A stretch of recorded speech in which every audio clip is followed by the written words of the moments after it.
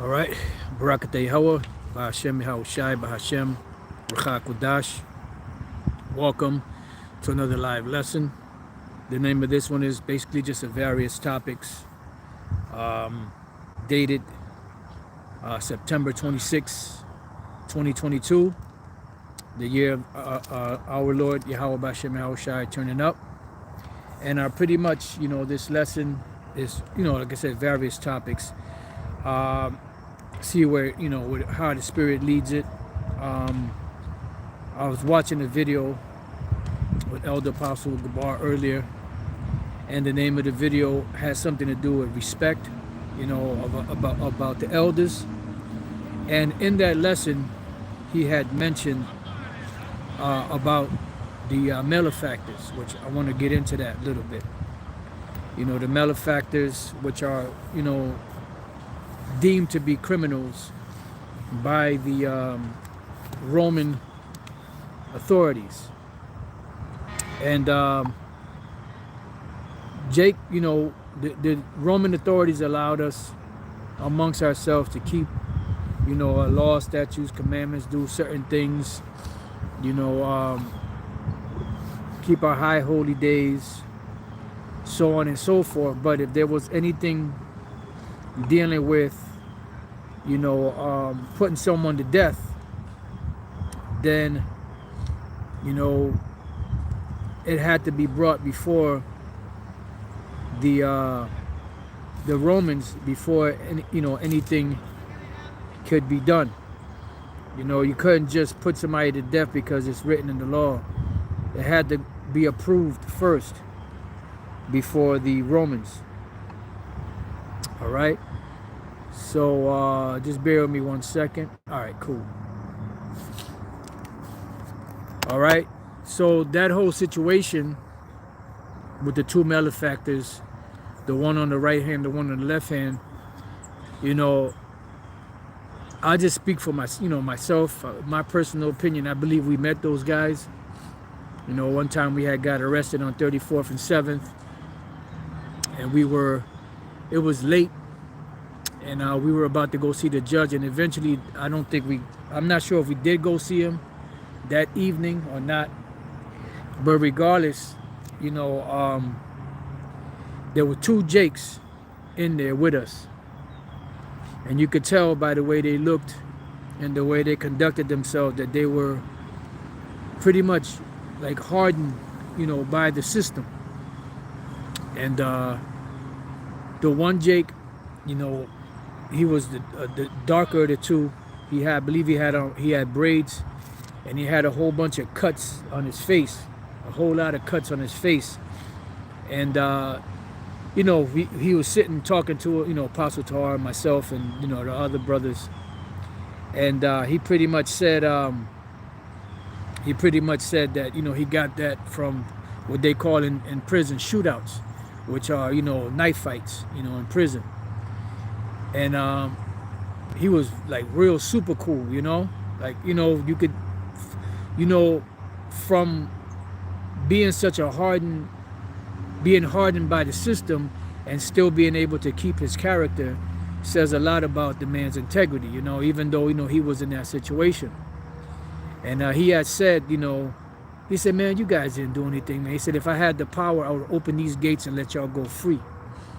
But the other one, he was like walking around stomping, like a real demon, and then there was this one young Jake in there, popping. I mean, he was popping off, talking all kinds of shit, he was just, just talking all kinds of shit. And that one goon, he was walking around, and then he walked by the dude and just cold punched him right in the face. Bow! And then the motherfucker went from talking all that shit to CO. I said, wait a minute, I thought you was this hard individual. You was talking all that shit. I mean, you was talking cash money shit, and this dude clocked you in the face. You should have put him down. But from them two individuals, I got the malefactor on the right hand, the malefactor on the left hand, which Lord's will we're going to get to. And I believe those were them. I could be wrong. I'm just, it's just their character, the way they were, they fit the bill. I'll put it to you like that.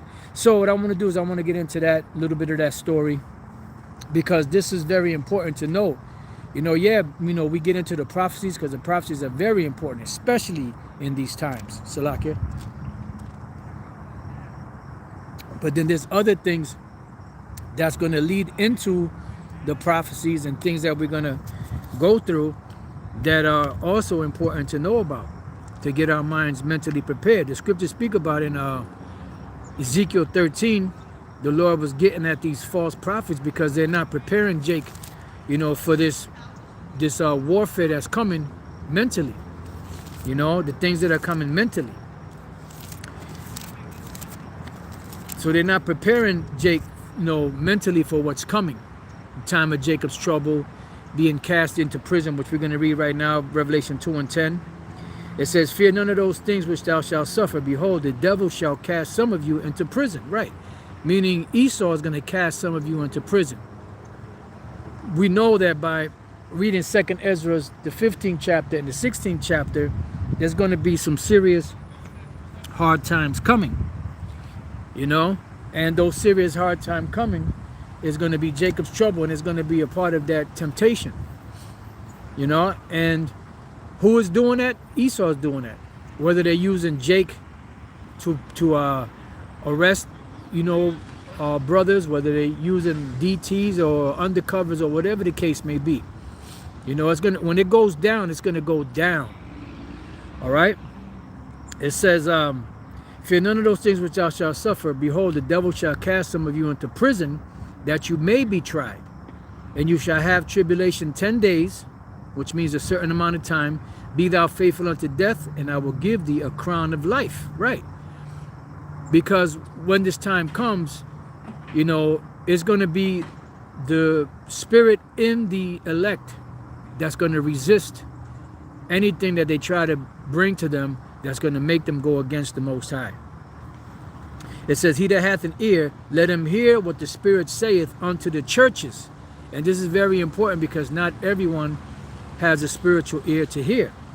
It says, he that overcometh shall not be hurt of the second death. And what is the second death? The thermonuclear destruction that's coming, because the first death was the flood.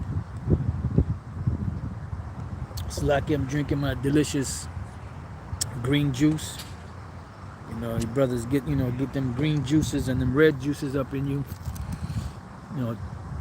Try to take care of yourself best as you can. Don't wait till it's too late.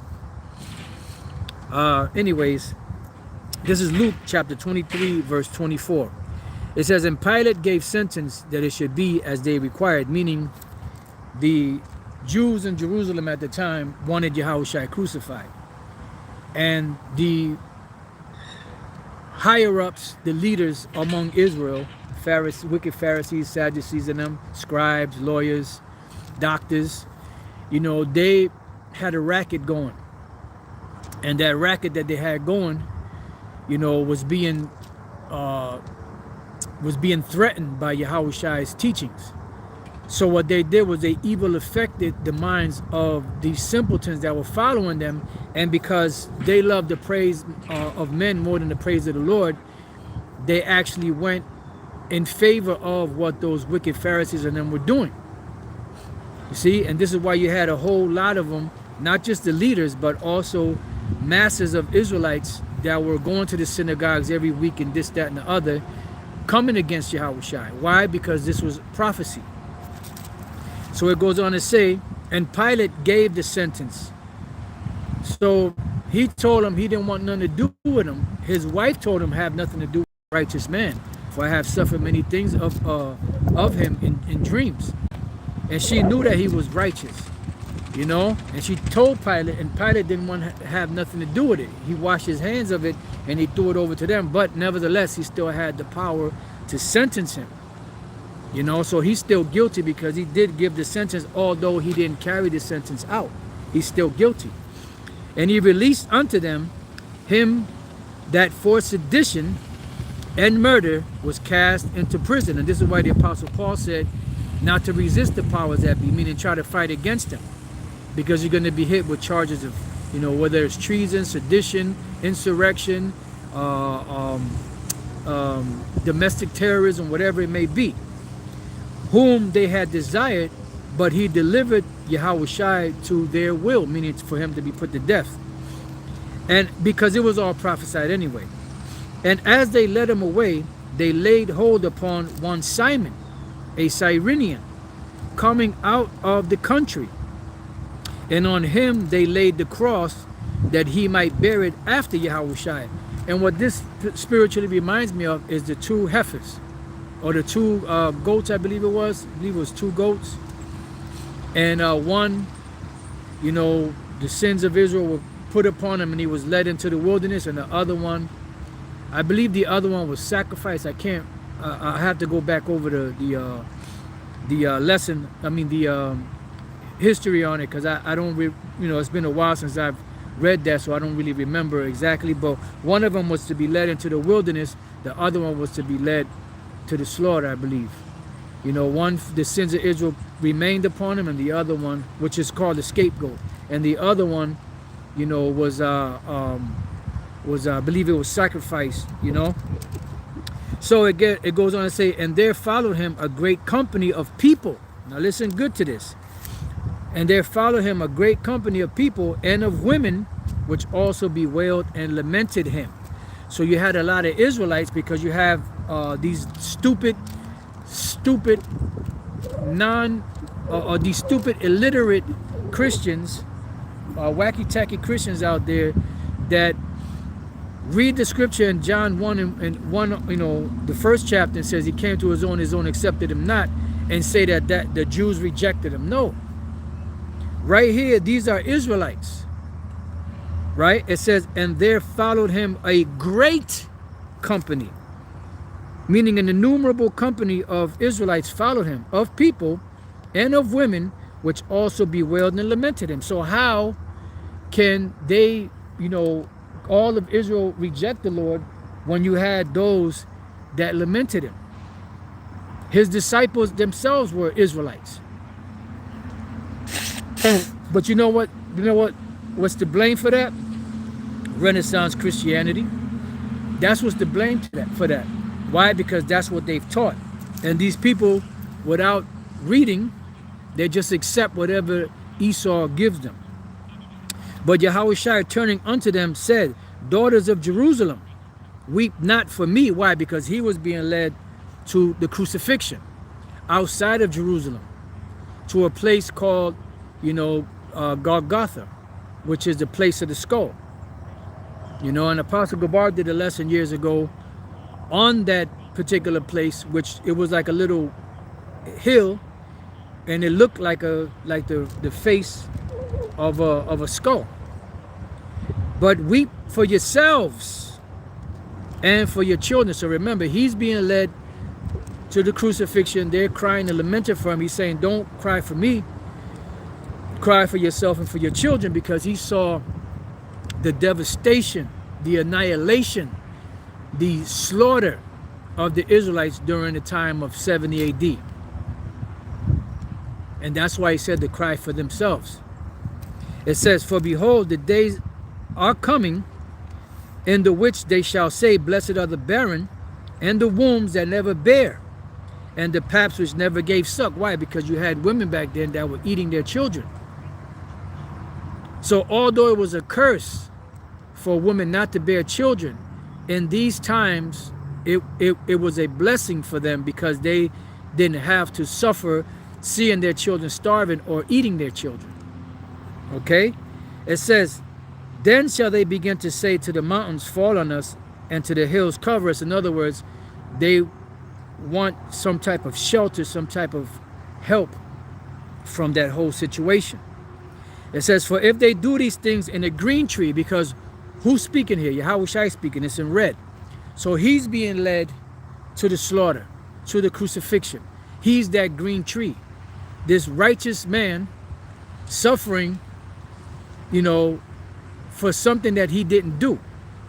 Right? For if they do these things in a green tree, what shall be done in the dry? And what is the dry? That's the rest of Israel that forsook the Most High, that don't keep the Most High's law, statutes, and commandments. So if they did it to him, the green tree, which is righteous, How much more are they going to do to the dry tree? Why? Because when you go to Luke, the 21st chapter, you know, when you read the 19th chapter, it speaks about the armies coming, being entrenched.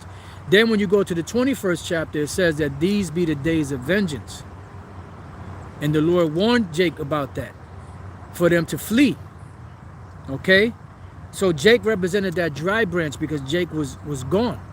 Yahushua represented the green tree because he was righteous. He was full of life. And they still crucified him. So how much more would they do, you know, to those that weren't righteous, so to speak? It says, and there were also 2 other malefactors led with him to be put to death. All right, so now we're going to look up that word malefactor, and just bear with me because it's super bright out here. And the word there is kakurgos. Kakurgos, a malefactor, evil doer, that is criminal. All right, now let's see if we can find some info. Let's go, not info, but let's go to the Common Dictionary. Woo! Offline. And let's look up the word malefactor. And just bear with me a little bit. This thing is, you know, usually goes slow until it starts, you know, ticking. Malefactor. Someone who has committed a crime or has been legally convicted of a crime. Okay? So a criminal. In today's term, you will say criminal. So it says, and when they were come to the place which is called Calvary. All right? Now, when you look up the word Calvary, people mistake that word Calvary with cavalry. The word Calvary, C-A-L-V-A-R-Y, Calvary, goes back to the Spanish word calavera. Calavera is skull. Calvary is skull. Cavalry, C-A-V-A-L-R-Y, which goes back to the Spanish word caballo, means horse. So Calvary is skull, cavalry is horse. And that's why people get them mistaken, because they sound similar. They almost spell similar, but it's a little flip to it. All right, so this place, Calvary, was a place of the skull. In another scripture, it calls it Golgotha, which I believe that was a Hebrew way of saying skull. It says, there they crucified him and the malefactors, one on the right hand and the other on the left. Now, when we go to the book of Ecclesiastes, right? Ecclesiastes, the 10th chapter and the 2nd verse, it says, a wise man's heart is at his right hand, but a fool's heart is at his left. Okay? So you have the righteous on the right hand and the fools on the left. So when these 2 men were crucified, one on the right hand of Yahushua and one on the left hand of Yahushua, that represented the righteous or the elect and the wicked, you know, of Israel that's going to be destroyed. So a wise man's heart is on his right, but a fool's is on his left. Okay, so you could understand. So those 2 things right there, just that alone, lets you know the duality of salvation and destruction. Because salvation is coming to the elect, but destruction is coming to the ones that are not a part of the elect. They're still Israelites. They may even know that they're Israelites, but at the end of the day, they're not part of the elect.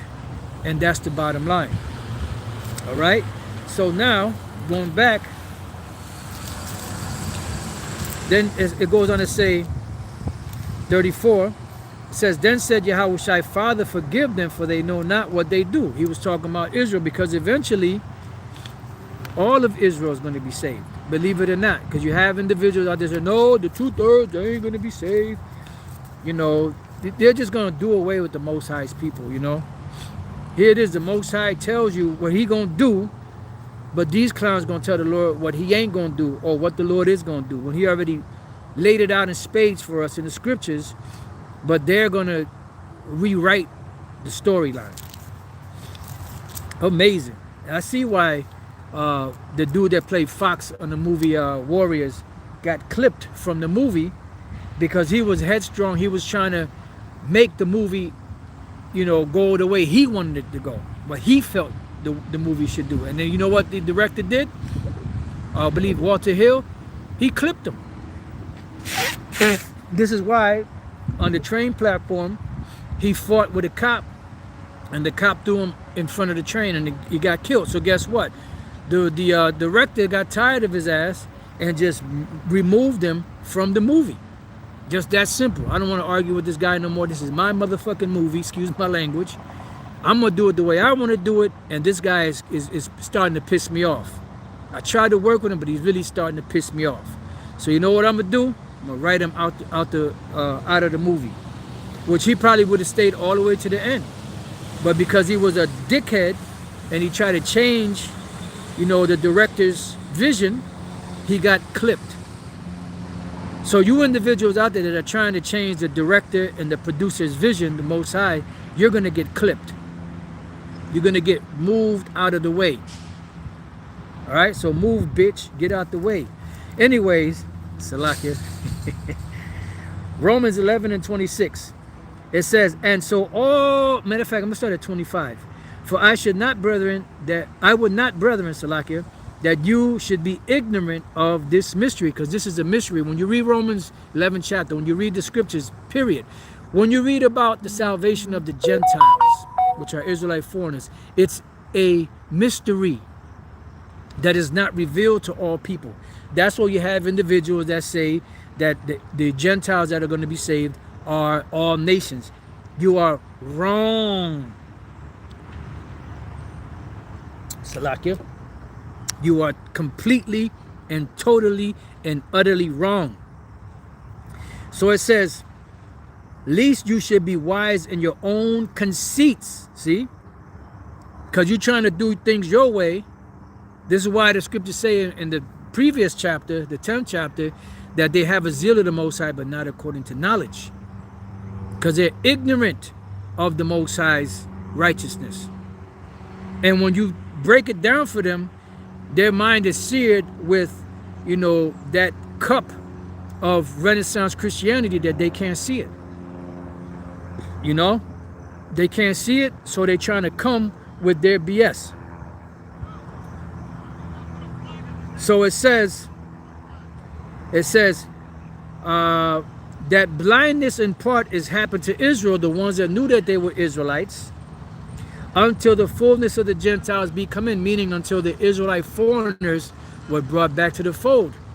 Because just like you had elect among the Jews that knew that they were Jews, you also had elect among the ones that didn't know that they were Jews, that fell away during the Hellenization period.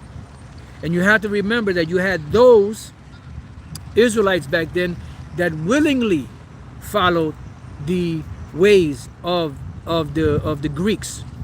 They were wicked. But their children and their children's children and their children's children, generation after generation, were only following what their parents taught them. Don't necessarily mean that they were down with it. That's just all they knew. Just like when we were growing up and our parents were growing up and their parents, they were subjected to what their parents taught them, to what their parents before them taught them, to what their parents taught them.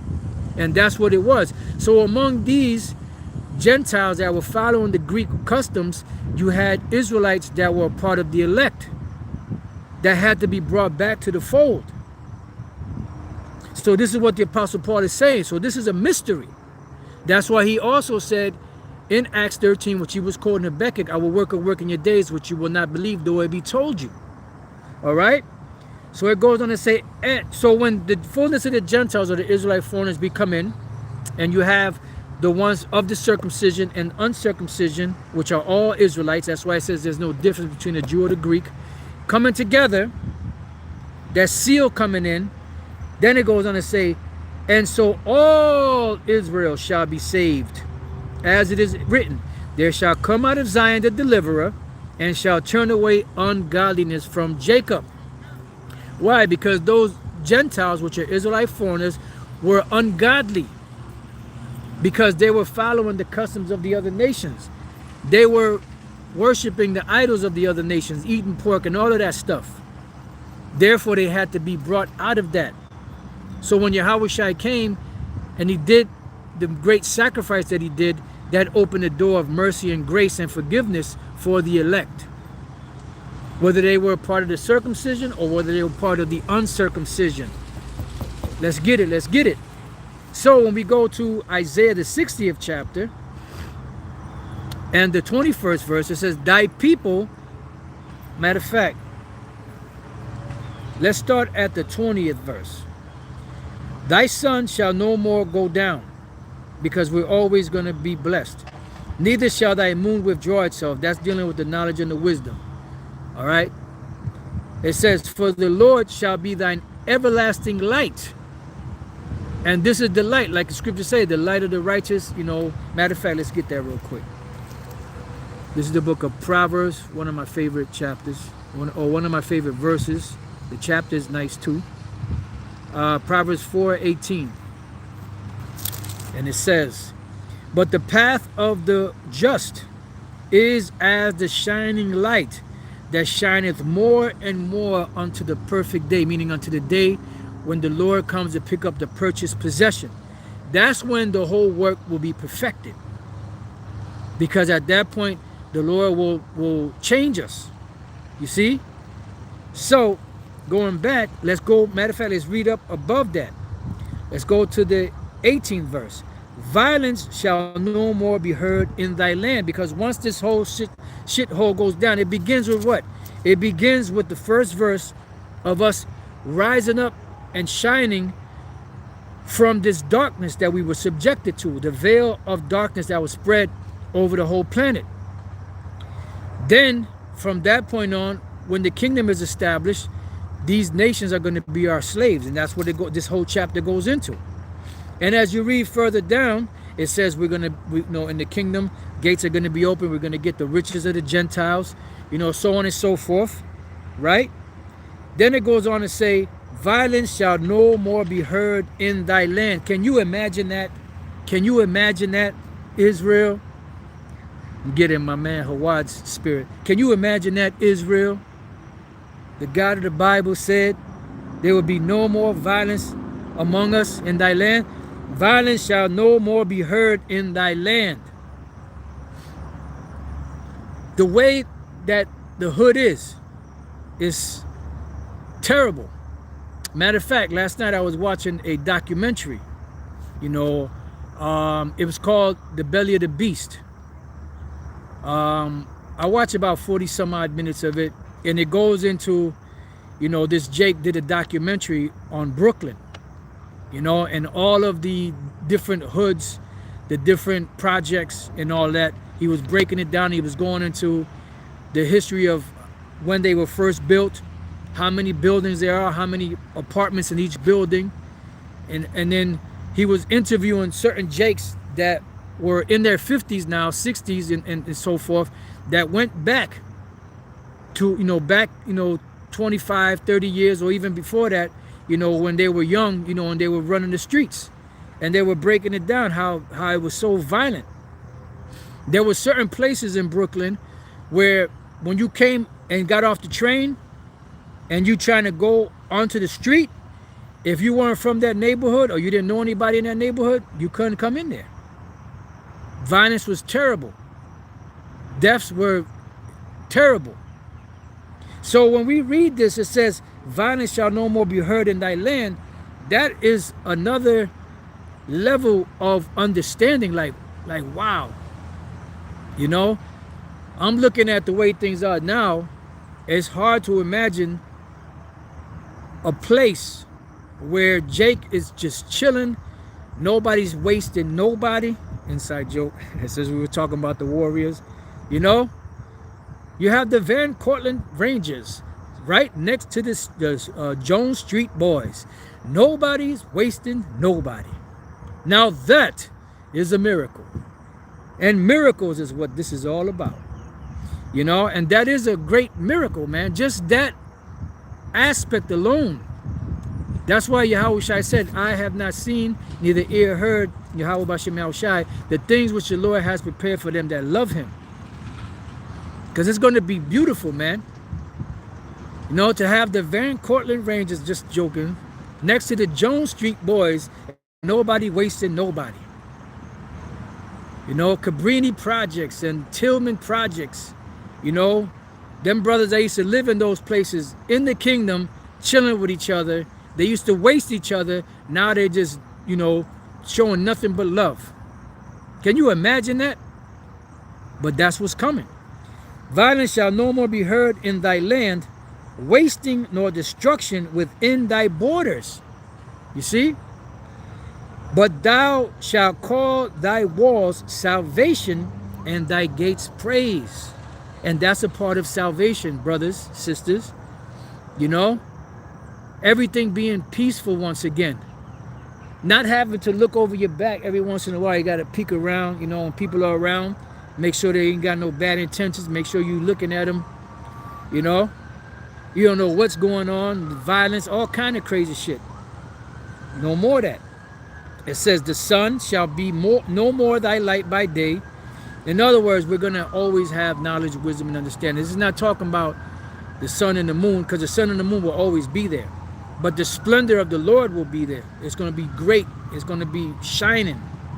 You know? It says, neither shall the neither for brightness shall the moon give light unto thee, but the Lord Yahweh Bashem Yahushua shall be unto thee an everlasting light, and thy power thy glory. Because when the Lord would appear in his glory, what would happen? There would be a great glow. Right? Great glow. When Yahushua appeared, he was shining. You know? And that's why they called Jake, so-called blacks in slavery, shines. Because there's a, you know, the oil in Judah's skin, you know, it causes their face to shine and glow. All right?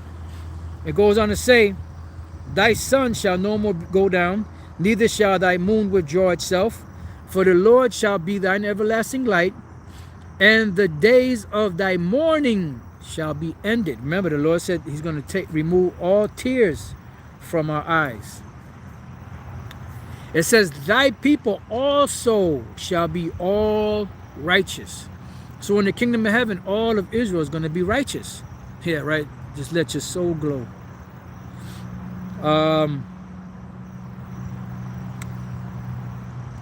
Matter of fact, let me read the 17th verse and I'll jump back to 21. For brass I will bring gold, and for iron I will bring silver, and for wood, brass, meaning for all of these lesser valued metals, you know, and substances, we're going to get something that's worth far greater. It says, and for stones, iron, I will also make thy officers peace, and thine exactors righteousness. In other words, there ain't gonna be no slimy, slithery, grimy individuals extorting people, robbing people. You ain't gonna have no stick-up kids, you know, in the kingdom of heaven. You ain't gonna have no, you know, gangs, you know, going to war with each other among Jake. No, ain't gonna be none of that. So 21, thy people also shall be all righteous. They shall inherit the land forever, the branch of my planting, the work of my hands, that I may be glorified. Because the Lord pretty much said that when he made that promise to Abraham, he ain't gonna break that. That's why he sent Elijah the prophet to wake up the children of Israel. He said, at least he come and smite the earth with a curse, because his name rides on his promise and his oath and his word. That's why he said that he puts his name, his word above his name, because he's not going to break his word, not even for his great name's sake. But you have the IUIC talking about that. That's talking about that that the law is more important than the Most High's name. Are you out of your mind, man? The Most High's name is more important. But he's not going to break his word, not even for his great name's sake. It says, a little one shall become 1,000. Meaning one small Jake is going to become 1,000. How is that going to happen? He's going to have multiple wives. And that's another thing with these sisters that claim to be in the truth. They'll have a man, they'll have a brother that's their husband, and then if he get another woman, they'll break up with him. They'll give him all kind of hell. They'll break up with him, give him all kind of hell. Well, you're going to have to get used to that. Because you're going to have, one man is going to have all kinds of women. As many women as his heart desires. As long as she's not married to somebody else. It says, a little one shall become 1,000, and a small one a strong nation. I, the Lord, will hasten it in its time. That's right. So let it be written, so let it be done. Now, let's go back to Luke 23 and 34. Then said Yahushua, Father, forgive them, for they know not what they do. And this is why Yahushua made that statement and that prayer. Because eventually all Israel shall be saved. And they parted his raiment and cast lots. Right, because that's a part of prophecy. When you go to the book of Psalms, I believe it is, I'm not sure if it's the 69th chapter, it speaks about that. And I believe, well, I know Psalms 22 goes into it. I'm not sure if it's in Psalm 69, but I know it's in Psalms 22 where they parted his raiment. You know, dogs have compassed me about. They pierced my hands, you know, and my feet. Who's that talking about? For those dudes that only deal with the Old Testament that say that it doesn't speak about Yahushua. Because King David wasn't pierced. King David died of old age. So what is that talking about? So it goes on to say, and they parted his raiment and cast lots, and the people stood beholding, and the rulers also with them derided him, saying, he saved others, let him save himself, if he be the anointed, the chosen of the Most High. And they're going to pay for that. That's why they're going to get fucked up in these times. Matter of fact, because these same leaders of the people calls them the heir, they're pretty much putting Jake to sleep. You know, and Jake is so used to that normalcy bias that they don't see the dangers that are coming because they're just so used to things being the way that they are. They're not expecting any change. And these so-called leaders are not warning them of what's coming. Therefore, their mind is complacent. So when it hits them, even though it's coming full force at them, they're just going to be there and they're just going to get mowed over by Jacob's trouble. So it goes on to say, Jeremiah 14, and let's start at 13. Then said I, Lord, power, behold, the prophets say unto them, you shall not see the sword. And that's what it is. Ain't going to be no time of Jacob's trouble. Then a few years later, when shit starting to get, you know, amped up, well, I never said that there wasn't going to be no time of Jacob's trouble. If you listen good to what I said, moron, I said that there ain't going to be, that there was nothing happening at that time. No, you said that there wasn't going to be no Jacob's trouble. But like the lack of character individual that you are, you said that. Now, I want to know how you're going to spin the C-hip. How are you going to spin the MOTB when it comes? It's evident. I want to see how you're going to spin that. Or we always taught that it was the C-hip. But it just wasn't time back then. The technology wasn't there. It was just used for tracking back then. But now it's evident that it's that. Unbelievable, man. The lengths that a nigga will go to, you know, just to save face. Don't have enough character to apologize and say I was wrong.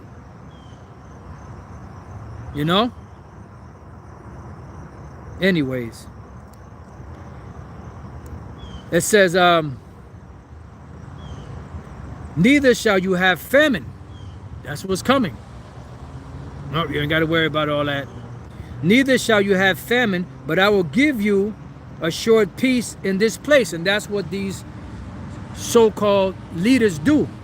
They're giving them a short peace in a strange land. Then the Lord said unto me, the prophets prophesy lies in my name, because you have these individuals that know the Lord's name. This is talking about individuals that know the Lord's name.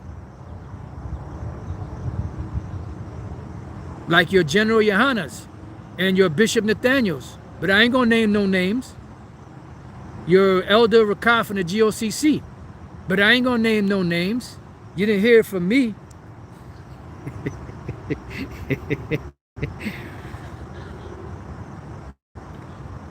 Salakia is having a dove moment over here.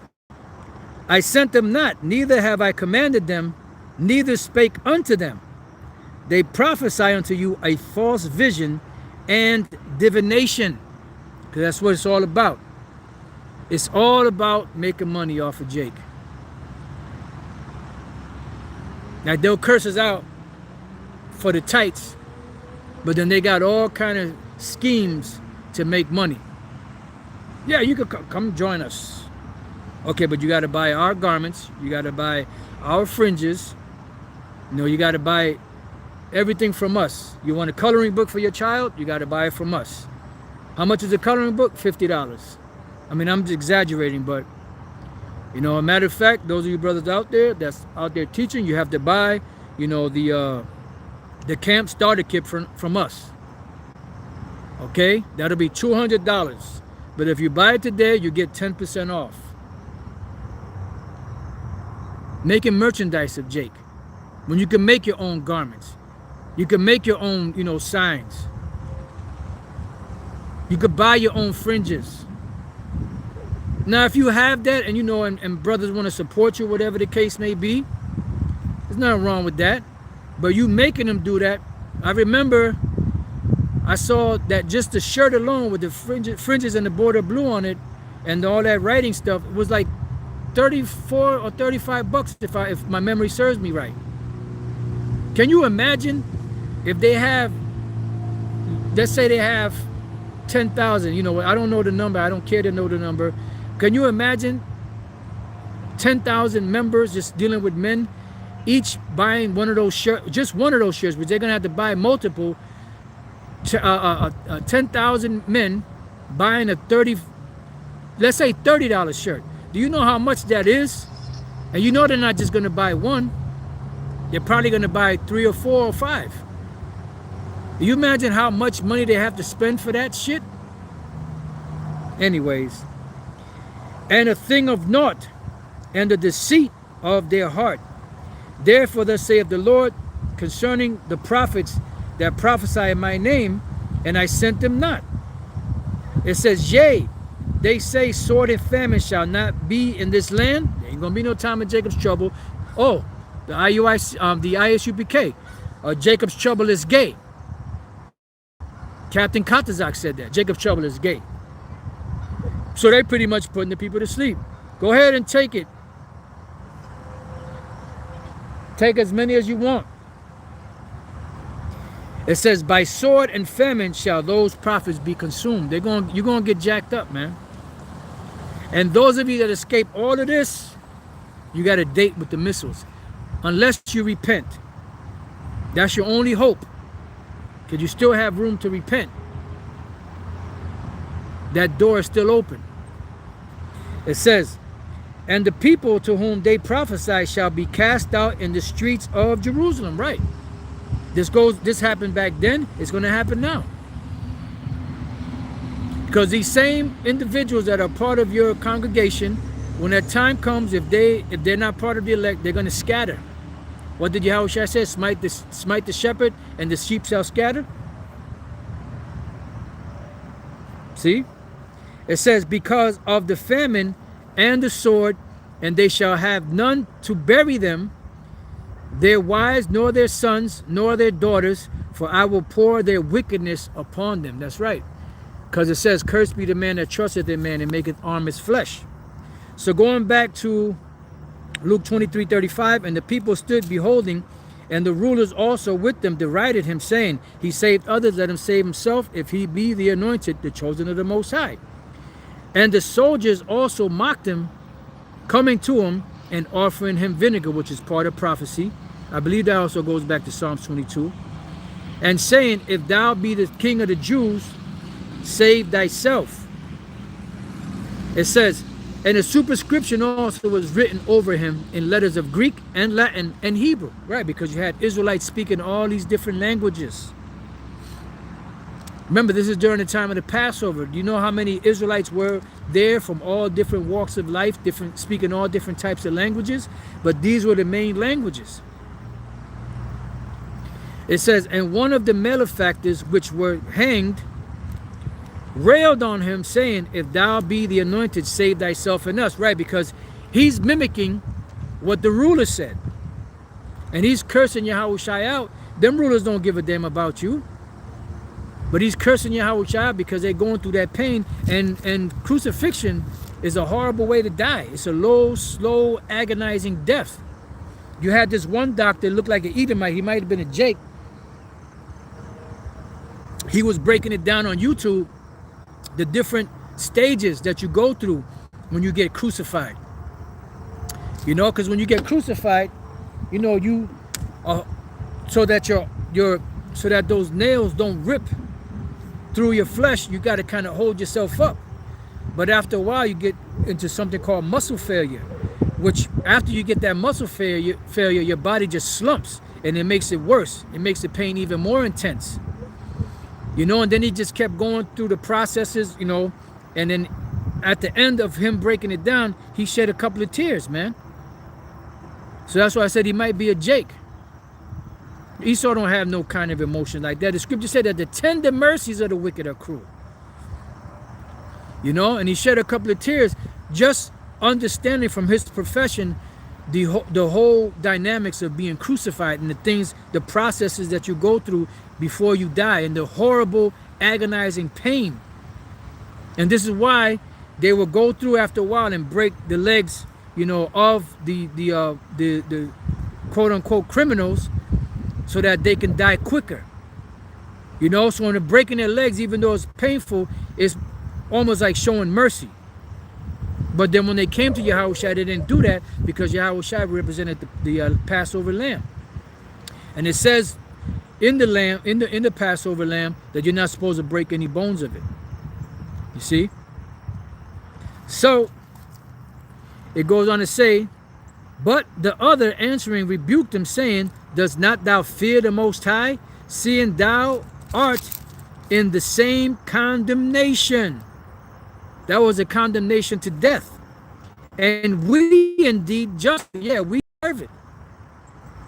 And that one Jake I was telling you about at the beginning of the lesson, you know, when he was talking to us, he said, you know, I'm being here for a long time, you know, and he was lamenting, but he was also saying, but I do think about the times of all the stuff that I did that I never got caught for.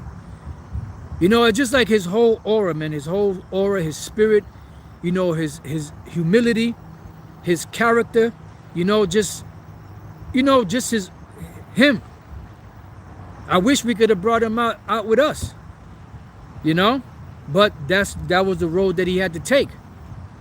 And he said that, you know, so he acknowledged that they were in there for a reason. But, you know, the dude wasn't really a bad dude, but that was just his role in life. He was set up to live and to be in that type of life, you know, to go through that, because everyone has their role to walk in this world, you know, and who knows, at the end of this whole thing, the Lord can save him. And I believe he's still alive, because he was probably like maybe a little younger than us, or maybe around our age, you know. So I believe he's still alive. And when the time comes and the Lord raise him up and deliver him, and if the Lord, Lord's will deliver, myself, and we see each other in the chariots, Lord's will, I want to embrace that brother. That's just my personal, testimony on it. It says, and we indeed justly, for we receive the due reward of our deeds. See? But this man have done nothing amiss. He ain't do anything wrong. And he said unto Yahushua, Lord, remember me when thou comest into thy kingdom, which is paradise. There's another scripture that says paradise. And Yahushua said unto him, verily I say unto thee, today shalt thou be with me in paradise. And they both were going to go, because the body goes to the earth and the spirit goes to the Father. So they were both going to be in paradise. But he pretty much, Yahushua pretty much comforted that brother, by telling him that. It says, and it was about the 6th hour, and there was a darkness over all the earth until the 9th hour, and the sun was darkened, and the veil of the temple was rent in the midst. And that right there is a heavy thing. And the Apostle Paul was a super heavy spiritual man to be able to equate this and the earthquake and the rending of the veil in the temple, which it ripped, to Yahushua making a way now into the real Holy of Holies, which is before the throne of the Most High. Because that's what the Holy of Holies represented, the presence of the Most High. This is why you had the Ark of the Covenant with the cherubims facing each other. And then you had the mercy seat where the appearance, the presence of the Lord would appear. His glory would appear. To receive every year, once a year, the sacrifices for the Day of Atonement for the nation of Israel for that whole year.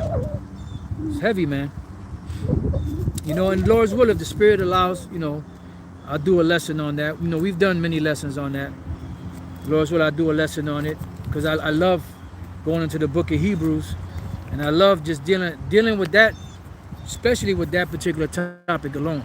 Dealing with the Hebrews 9 and 10, mainly those two. It's like, a whole lot that's in there, that pertains to our salvation, that pertains to our the grace and the mercy that we're receiving from 2,000 years ago up until today. So with that, I pray that you brothers and few sisters have been edified. Till the next time I say, Shalom.